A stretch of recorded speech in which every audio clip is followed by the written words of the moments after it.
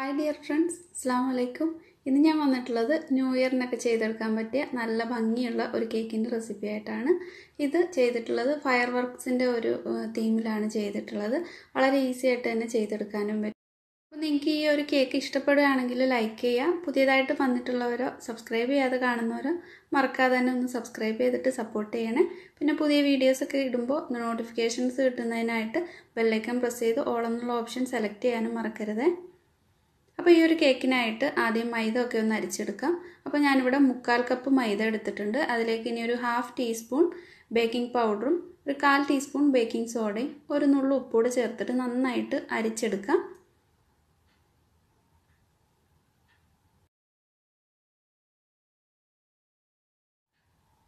അപ്പോൾ ഇതെല്ലാം അരിച്ചെടുത്തിട്ടുണ്ട്. ഇനി ഇത് മാറ്റി വയ്ക്കാം.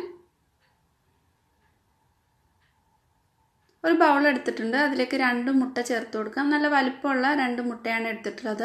അതുപോലെ തണുപ്പൊക്കെ പോയിട്ട് എടുക്കണം. 1 ടീസ്പൂണോളം വാനില എസൻസ് കൂടി ചേർത്തിട്ട് ഇത് ബീറ്റ് ചെയ്തെടുക്കാം. അപ്പോൾ ഇതിലേക്ക് ഒരു 1/2 കപ്പ് പൊടിക്കാതെയുള്ള പഞ്ചസാര, ചെറിയ തരിയുള്ള പഞ്ചസാരയാണ് എടുത്തിട്ടുള്ളത്. അല്ലെങ്കിൽ പൊടിച്ചിട്ടെടുത്താലും മതി. ഈ മുട്ട ബീറ്റ് ചെയ്തിട്ട് ആദ്യം ഒന്ന് ലോ സ്പീഡിൽ ബീറ്റ് ചെയ്തിട്ട് ഇതിലേക്ക് പഞ്ചസാര കുറേശ്ശെയായിട്ട് ചേർത്ത് കൊടുക്കാം. എന്നിട്ട് നന്നായിട്ട് ബീറ്റ് ചെയ്തെടുക്കണം. പഞ്ചസാര മൊത്തത്തിൽ ചേർക്കാതെ ഇതുപോലെ കുറേശ്ശെയായിട്ട് ചേർത്ത് കൊടുക്കുക. അപ്പോൾ പെട്ടെന്ന് തന്നെ നമുക്ക് നന്നായിട്ട് ബീറ്റ് ചെയ്തെടുക്കാനും പറ്റും. നല്ല ക്രീമി ആയിട്ട് വരികയും ചെയ്യും.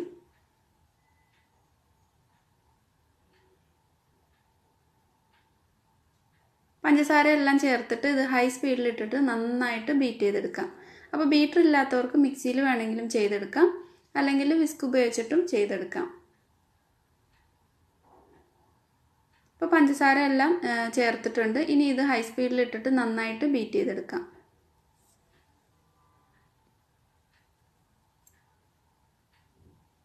അപ്പോൾ നല്ല ക്രീമി ആയിട്ട് വന്നിട്ടുണ്ട്. ഇനി ഇതിലേക്ക് ഓയിൽ ഒരു 2 ടേബിൾ സ്പൂൺ ഓയിൽ ചേർക്കുന്നുണ്ട്. ആദ്യം 1 ടേബിൾ സ്പൂൺ ചേർത്തിട്ട് ഒന്ന് മിക്സ് ആക്കിയിട്ട് 1 ടേബിൾ സ്പൂൺ കൂടി ചേർക്കുന്നുണ്ട്. അപ്പോൾ മെൽറ്റ് ചെയ്തിട്ടുള്ള ബട്ടർ വേണമെങ്കിലും 2 ടേബിൾ സ്പൂൺ ചേർത്ത് കൊടുത്താൽ മതി. ലോ സ്പീഡിൽ നന്നായിട്ടൊന്ന് മിക്സ് ചെയ്തെടുക്കാം. അപ്പോൾ ഇതെല്ലാം നന്നായിട്ട് മിക്സ് ആയിട്ടുണ്ട്. ഇനി ഇതിലേക്ക് ആ മൈദയും ബേക്കിംഗ് പൗഡറും കൂടെ അരിച്ചു വെച്ചിട്ടുള്ളത് ഇതേപോലെ കുറേശ്ശെയായിട്ട് ഇട്ട് കൊടുത്തിട്ട് ഒന്ന് ലോ സ്പീഡിൽ മിക്സ് ചെയ്തെടുക്കാം. ബീറ്റർ വെച്ചിട്ട് ചെയ്യുമ്പോൾ മൈദ ചേർത്തിട്ട് ഹൈ സ്പീഡിൽ മിക്സ് ചെയ്യരുത്. അങ്ങനെ ആകുമ്പോൾ കേക്ക് പൊങ്ങി വരില്ല. ഇതേപോലെ കുറേശ്ശെയായിട്ട് ഇട്ടിട്ട് ബീറ്റ് ചെയ്തെടുക്കാം. അപ്പോൾ ഇതിലേക്ക് ഞാൻ ചെറിയ ചൂടുള്ള പാല് ഒരു 3 ടേബിൾ സ്പൂൺ മൊത്തത്തിൽ ചേർക്കുന്നുണ്ട്. അത് ഇതേപോലെ ഇടയ്ക്കിടയ്ക്കായിട്ട് ചേർത്ത് കൊടുത്തിട്ട് നന്നായിട്ട് മിക്സ് ചെയ്തെടുക്കാം. അപ്പോൾ മൈദ മൊത്തത്തിൽ ചേർത്തിട്ടുണ്ട്. ഇതിനകത്ത് ഇപ്പം ഞാൻ 1 ടേബിൾ സ്പൂൺ നേരത്തെ ചേർത്തിട്ടുണ്ട് ചെറിയ ചൂടുള്ള പാല്. ഇനി 2 ടേബിൾ സ്പൂണോട് ചേർത്തിട്ട് നന്നായിട്ട് മിക്സ് ചെയ്തെടുക്കാം.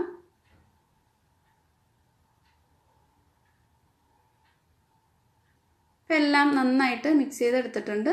ഇതേപോലെയാണ് ബാറ്റർ വേണ്ടത്. ഒരു റിബൺ കൺസിസ്റ്റൻസിയിലായിട്ടുണ്ട്. ഇത് ബേക്ക് ചെയ്യുന്നത് ഞാനൊരു 6 ഇഞ്ചിൻ്റെ ടിന്നിലാണ്. കേക്ക് ടിന്നിലേക്ക് ഒഴിച്ചിട്ട് നന്നായിട്ട് ടാപ്പ് ചെയ്ത് കൊടുക്കണം. ഇല്ലെങ്കിൽ എയർ ബബിൾസ് ഒക്കെ കുടുങ്ങിയിട്ട് കേക്കിൽ ഒരു ഹോൾ ഉണ്ടാവും. ഇത് ബേക്ക് ചെയ്യുന്നത് 180 ഡിഗ്രിയിൽ 35 മിനിറ്റ് ആണ് എൻ്റെ ഓവനിൽ. പ്രീഹീറ്റ് ചെയ്തിട്ട് 35 മിനിറ്റ് ബേക്ക് ചെയ്തെടുക്കാം. 35 മിനിറ്റ് കഴിഞ്ഞപ്പോൾ കേക്ക് നന്നായിട്ട് പൊങ്ങി വന്നിട്ടുണ്ട്. നന്നായിട്ട് തന്നെ ബേക്ക് ആയിട്ടുണ്ട്. ബട്ടർ പേപ്പറൊക്കെ മാറ്റിയിട്ട് ഇത് തണുക്കാനായിട്ട് വെക്കാം.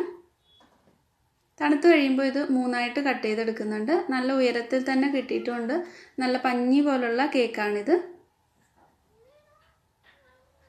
അപ്പോൾ നിങ്ങൾക്ക് ഈ ഒരു കേക്ക് ഓവൻ ഇല്ലാതെ വേണമെങ്കിലും ചെയ്തെടുക്കാം. ഓവൻ ഇല്ലാതെ ചെയ്യുന്ന കുറേ റെസിപ്പി ഞാൻ ഇട്ടിട്ടുണ്ട്. അപ്പോൾ അതൊന്ന് കണ്ടു നോക്കിയാൽ മതി. കേക്ക് തണുത്തിട്ട് 3ആയിട്ട് കട്ട് ചെയ്തെടുത്തിട്ടുണ്ട്. ഇനി ഇതിലേക്കുള്ള വിപ്പിംഗ് ക്രീം ബീറ്റ് ചെയ്തെടുക്കാം. അപ്പോൾ ഞാനിവിടെ ഒരു 1/4 കപ്പ് വിപ്പിംഗ് ക്രീമാണ് എടുത്തിട്ടുള്ളത്. ആദ്യം ഒരു ലോ മീഡിയം സ്പീഡിൽ നിന്ന് തുടങ്ങിയിട്ട് ലാസ്റ്റ് ഹൈ സ്പീഡിൽ 1 മിനിറ്റ് ബീറ്റ് ചെയ്തെടുക്കുകയാണ് ചെയ്യുന്നത്. മാക്ടോപ്പിൻ്റെ വിപ്പിംഗ് ക്രീമാണ് എടുത്തിട്ടുള്ളത്. അപ്പോൾ ഇതിൽ മധുരവും വാനില എസൻസും ഒന്നും ആവശ്യമില്ല. ഇതെല്ലാം ഇതിലുള്ള ഒരു ക്രീമാണ്. കേക്ക് ബോർഡ് വെച്ച് കൊടുത്തിട്ട് ആദ്യം കുറച്ച് ക്രീം ഇതുപോലെ ഒന്ന് ആക്കി കൊടുക്കുന്നുണ്ട്. കേക്ക് നന്നായിട്ട് അതിലൊന്ന് ഇരിക്കാൻ വേണ്ടിയിട്ട്. എന്നിട്ട് ഫസ്റ്റ് ലെയർ വെച്ചിട്ട് ഷുഗർ സിറപ്പ് കൊണ്ട് ഒന്ന് നനച്ചു കൊടുക്കുന്നുണ്ട്. ഒരു 1/2 കപ്പ് വെള്ളത്തിൽ 3 ടേബിൾ സ്പൂൺ പഞ്ചസാര നന്നായിട്ട് മെൽറ്റ് ചെയ്തിട്ട് തണുപ്പിച്ചിട്ട് എടുത്തിട്ടുള്ളതാണ്. ഇതിലേക്ക് ഇനി വിപ്പിംഗ് ക്രീം സ്പ്രെഡ് ചെയ്ത് കൊടുക്കാം.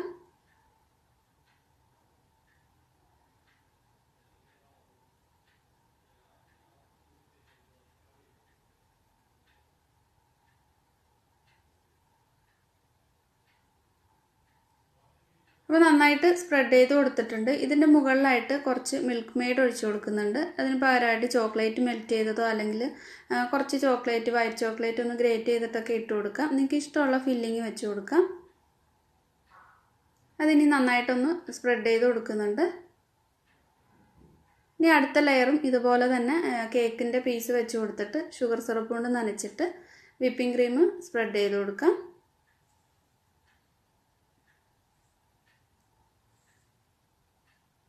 ലാസ്റ്റ് പീസ് കേക്ക് വെച്ച് കൊടുത്തിട്ടുണ്ട്. ഇതും ഷുഗർ സിറപ്പ് കൊണ്ട് നന്നായിട്ടൊന്ന് നനച്ചിട്ട് മൊത്തത്തിൽ കേക്ക് കവർ ചെയ്തെടുക്കാം.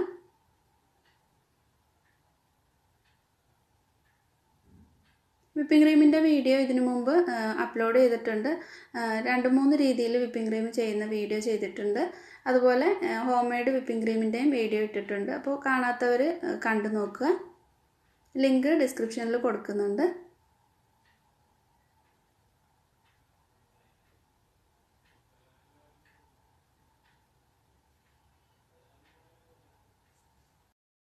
ഓരോ പ്രാവശ്യവും ഈ ഒരു സ്പാച്ചില ഒന്ന് നന്നായിട്ട് തുടച്ചിട്ട് ചെയ്യുകയാണെങ്കിൽ നന്നായിട്ട് തന്നെ നമുക്ക് സൈഡൊക്കെ നല്ലപോലെ തന്നെ ചെയ്തെടുക്കാൻ പറ്റും.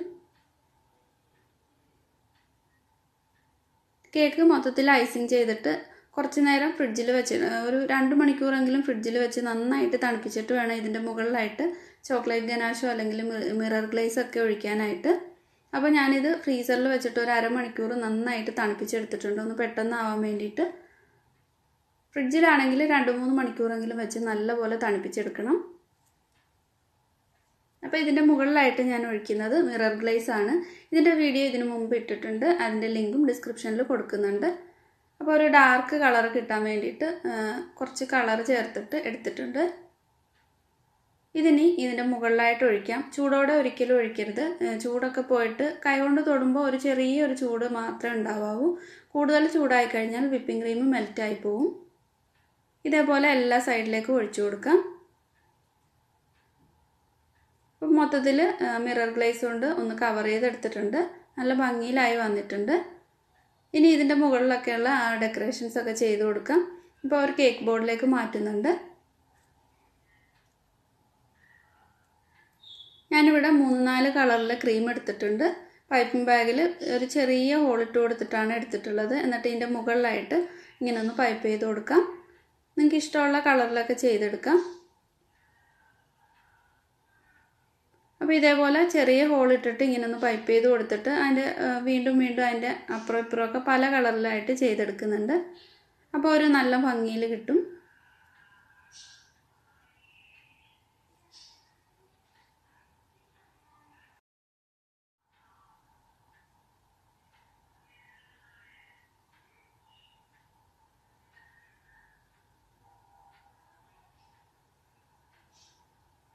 ഇതേപോലെ പല അളവിൽ പല വലുപ്പത്തിൽ ചെയ്തെടുത്താൽ മതി. അപ്പോൾ നല്ല ഭംഗിയായിട്ട് തന്നെ കിട്ടും.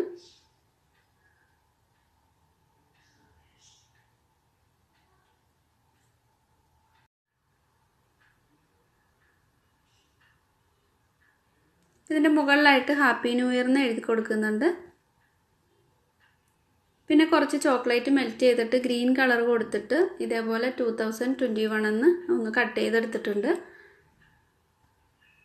കേക്കിന് ബോർഡറും കൊടുത്തിട്ടുണ്ട്. പിന്നെ കേക്കിൻ്റെ സൈഡിലും താഴെയൊക്കെ ആയിട്ട് കുറച്ച് പഞ്ചസാരയിൽ കളർ ചേർത്തിട്ടാണ് ഒരു ബ്ലൂ കളർ കിട്ടാൻ വേണ്ടിയിട്ട് കൊടുത്തിട്ടുള്ളത്. അപ്പോൾ വളരെ ഈസി ആയിട്ട് തന്നെ ചെയ്തെടുക്കാൻ പറ്റിയ ഒരു കേക്കാണ്. ഈ കേക്ക് നിങ്ങൾക്ക് ഇഷ്ടപ്പെട്ടിട്ടുണ്ടെങ്കിൽ ഒന്ന് ലൈക്ക് ചെയ്യുക. പുതിയൊരു വീഡിയോ ആയിട്ട് വീണ്ടും കാണാം. താങ്ക്